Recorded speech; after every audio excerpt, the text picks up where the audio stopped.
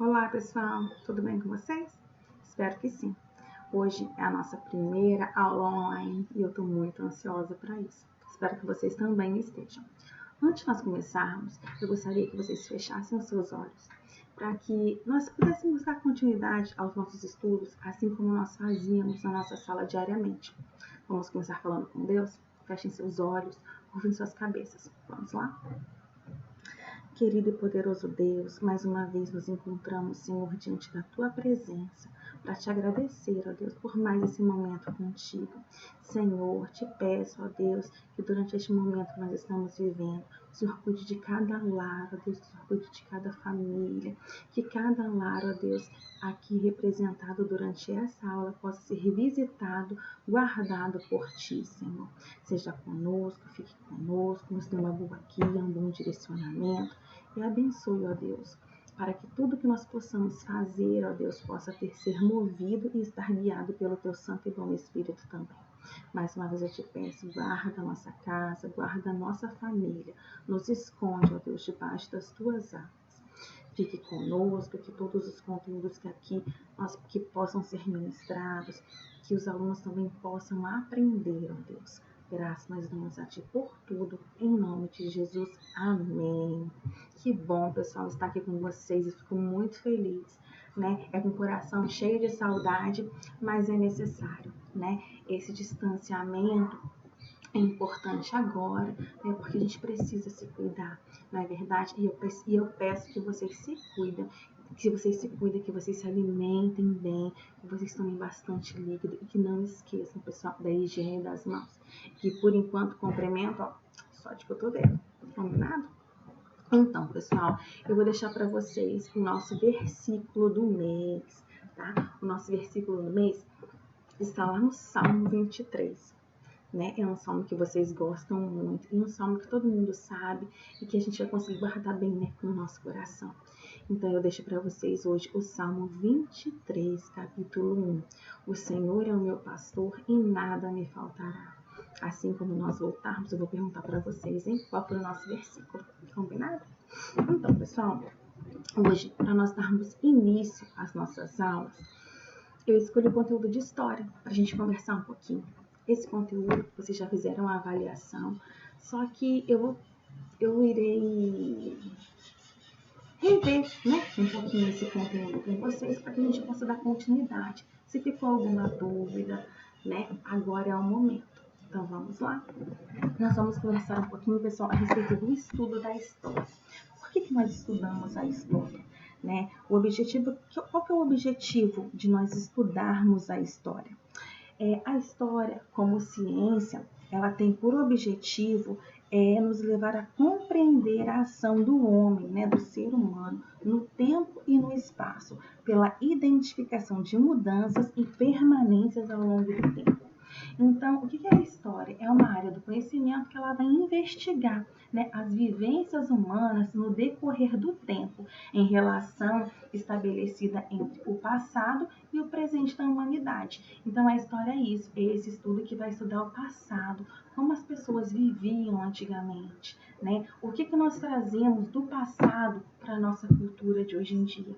Né? Nós conversamos até em sala de aula que hoje em dia nós temos ainda alimentos, brincadeiras, né? Comidas típicas que nós ainda comemos, que ainda é bem forte, né, no nosso meio e que ela veio lá dos nossos antepassados. Né? Elas vieram das pessoas mais antigas, elas estiveram presentes em outras culturas, em outros povos e nós até hoje, né, trazemos ela e ainda não temos me fugiu uma palavra. Nós ainda mantemos viva, né, essa forma de viver, não é verdade? Então, olha só, quando nós estudamos a história, nós conhecemos um pouco do passado das pessoas, né, dos grupos, das comunidades, dos espaços ao longo do tempo e da origem de expressões culturais. Que origens são essas? As músicas, as danças, os alimentos, né, as comidas típicas. E nós podemos relacionar tudo isso com o que vivemos hoje. Porque tudo que nós vivemos hoje tem uma história, né? Veio de alguma época, veio de alguma forma de viver, tem uma cultura, não é verdade? No passado, as pessoas também, elas trabalhavam, elas se alimentavam, elas viviam, elas construíam moradia, né? Elas tinham formas de viver, só que completamente diferente daquelas que nós vivemos hoje em dia, né? Assim como no passado, antigamente, as pessoas também tinham sua moradia, as pessoas saíam para trabalhar, só que muita coisa mudou, né? Então eu trouxe aqui para vocês, ó, história é a ciência que investiga, que estuda e investiga as vivências humanas no decorrer do tempo em relação estabelecida entre o passado e o presente. Para eu tentar entender um pouco o presente, eu tenho que conhecer o passado. Se eu quero saber, se eu desejo saber por que uma coisa é assim hoje, tem uma história, né? Tem um porquê. Veio de uma cultura, veio de algum antepassado, de alguma cultura diferente, não é verdade? Não é só por ser, tem uma história. Tudo tem uma história. Eu trouxe para vocês aqui também essa imagem de uma festa típica. Essa festa, ela foi trazida pelos portugueses, né? É uma festa de origem portuguesa e ela se chama cavalhada. Assim, pessoal, como nos dias atuais, no passado, era comum a realização de festas populares em espaços públicos. Muitas dessas festas, elas são herdadas, né, de povos que vieram morar no Brasil. Então, essa cavalhada é uma festa de origem portuguesa, que os portugueses trouxeram para o Brasil, e é uma festa que até hoje, em algumas determinadas regiões do Brasil, ela ainda acontece, né? Outra coisa também, além de cultura, é a moradia. Essa é uma moradia típica alemã, tá? Ela tem o nome de Enxaimel, né? Enxaimel é o estilo dessa moradia. Então, em algumas construções também é possível a gente perceber as diferenças entre as técnicas utilizadas antigamente, né, e atualmente. Essa é uma técnica utilizada alemã, né, uma técnica antiga. Então, o que a gente consegue perceber nessa imagem? Que é uma residência de algum alemão, né, que veio morar no Brasil e que ele queria ter essa cultura, né, essa história pertinho dele. Então ele resolveu criar uma moradia para que ele pudesse se sentir um pouco mais perto, né, da nação, das raízes dele, não é verdade? A história, ela é construída pelos seres humanos, que transformam ao longo do tempo o meio em que vivem e o próprio modo de vida, né? Então, quem que vai pesquisar isso? Quem que vai tentar entender a história? São os historiadores. São eles que vão procurar, que vão investigar, que vão pesquisar e que irão estudar, né, os diversos aspectos de vida humana em diferentes tempos, né? E para que eles possam realizar esse trabalho deles, eles se baseiam em fontes históricas. Eles precisam de fontes, eles não têm como deduzir, eles não podem trabalhar com dedução. Eles precisam de fontes. Vocês lembram lá das fontes que nós estudamos, as fontes históricas? Nós vimos algumas, né? Vamos lá ver? Antes de nós entrarmos nas fontes, vamos falar um pouquinho dos vestígios, né? O que são os vestígios? Quando um historiador ele estuda o passado, ele se depara com enigmas. Né? Que enigmas? O que aconteceu? Por que aconteceu? Por que aquelas pessoas de determinada época agiam daquela maneira? Né? Como que elas agiam mediante a certa situação? Quais foram as consequências das ações que eles tiveram? E para a gente descobrir o que aconteceu no passado, o historiador ele procura pistas, né? Como eu disse a vocês. E ele as encontra em vestígios, ou seja, que são os vestígios em marcas do passado que permanecem no presente, tá? Então, para o historiador tentar entender a história, ele precisa de vestígios. E onde ele vai procurar esses vestígios? Né? Em objetos, em coisas do passado.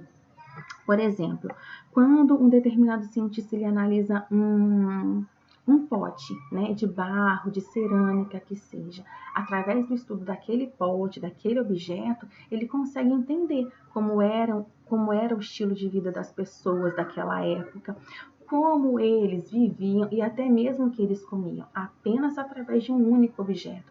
para vocês verem como é interessante também a forma de tratar, a forma de estudar. O estudo dos cientistas também é muito interessante. Então eu trouxe para vocês, então o cientista ele vai buscar vestígios, né? O que são vestígios? São as marcas do passado que permanecem no presente. Todos os vestígios, tudo o que foi produzido ou modificado pelos seres humanos pode fornecer informações sobre a história da humanidade. Como eu disse a vocês, uma simples cerâmica, né? Uma simples peça de cerâmica de barro. Através daquela peça, através do estudo daquela peça, o historiador ele vai poder conhecer a forma de vida, como eles viviam e até mesmo o que eles comiam no passado. Não é verdade? E os vestígios, eles se dividem, né? É onde entram as fontes. A primeira fonte que nós vimos foi a fonte oral. O que é a fonte oral? É aquela fonte que é falada, que nós escutamos, né? É aquelas fontes que são guardadas na memória e transmitidas de uma pessoa para outra através de conversas, de relatos, de entrevistas, ou até mesmo de uma conversa informal, né? De uma narrativa. Então, entra aí a conversa. Coloquei essa imagem para vocês. Eles estão tendo uma espécie de fonte oral, né? Através da conversa. Um está passando para o outro, está narrando para o outro, está contando para o outro uma experiência, uma vivência, alguma coisa do tipo. A fonte escrita. Fontes escritas são todos os documentos oficiais que nós temos. É tudo aquilo que é registrado oficialmente. Coloquei para vocês aí, ó, uma certidão de nascimento, uma carteira de trabalho, poderia ser também uma certidão de nascimento, né? Um diário. Quando a princesa Isabel assinou lá a Lei Áurea e fez aquele documento, aquilo também é uma fonte escrita, né? Que teve uma grande e ainda tem uma grande importância desde aquela época. Nós temos também as fontes visuais, que são as imagens, né? Que imagens? Fotografias, quadros, gravuras, pinturas, desenhos, filmes e mapas. Tudo aquilo que é registrado e nós conseguimos ver, né? Tudo aquilo que é visual. Nós temos também as fontes materiais, que englobam todos os objetos, né? São os objetos em geral, como móveis, brinquedos, ferramentas de trabalho, roupas, monumentos e até mesmo escultura.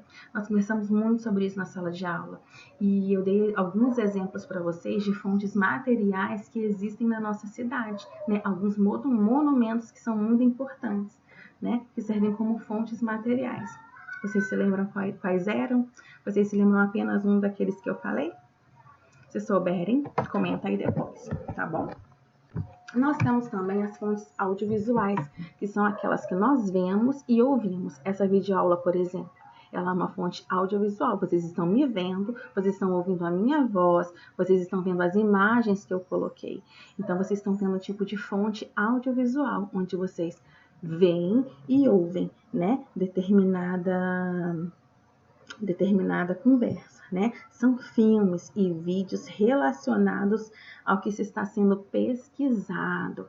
Então, quando vocês lá pesquisarem o que aconteceu lá em 1845, por exemplo, vocês terão fontes audiovisuais, né? De pessoas contando como que era naquela época, né? Então, elas vão contar e elas irão mostrar fotos, né? Fotografias, alguma coisa assim, não é verdade? Então, pessoal, as fontes audiovisuais são os filmes e os vídeos relacionados a tudo aquilo que a gente pesquisa, a tudo aquilo que a gente quer conhecer. E nós temos também as fontes imateriais, que são aquelas que eu não posso tocar, né? O que são as fontes imateriais? São aquelas que não podem ser tocadas, aquelas que não podem ser manuseadas. Elas se manifestam onde? Nos hábitos, nas culturas, nas brincadeiras, né? No falar das pessoas uma para outra. Então, eu coloquei a imagem de uma dança, de um frevo, né? Que é uma fonte imaterial, é uma dança muito conhecida em determinada região do país. A brincadeira também, ó, é uma fonte imaterial, porque ela vem passada de geração em geração. Essa é a brincadeira de pular corda, mostrando aí para vocês. E essas fontes imateriais, elas se manifestam nos hábitos, nas práticas e na cultura das pessoas. E assim podem fornecer informações, né? Então, eu coloquei para vocês a dança, a brincadeira, poderia também ser uma lenda. A lenda também é uma fonte imaterial, né? Tudo que está relacionado à cultura de uma certa comunidade, nós chamamos de fontes imateriais. Então, pessoal, essa foi a nossa aula de hoje, né, para vocês reverem um pouquinho dos conteúdos que nós vimos nesses 2 primeiros capítulos, né, quando nós conversamos sobre o que é a história, por que estudar história, os vestígios e os tipos de fonte, né?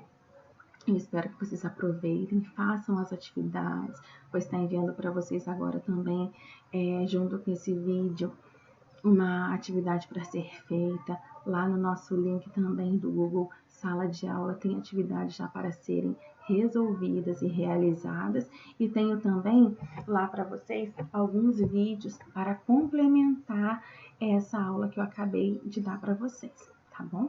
Espero vocês amanhã. Até o próximo vídeo. Um beijo. Tchau, tchau.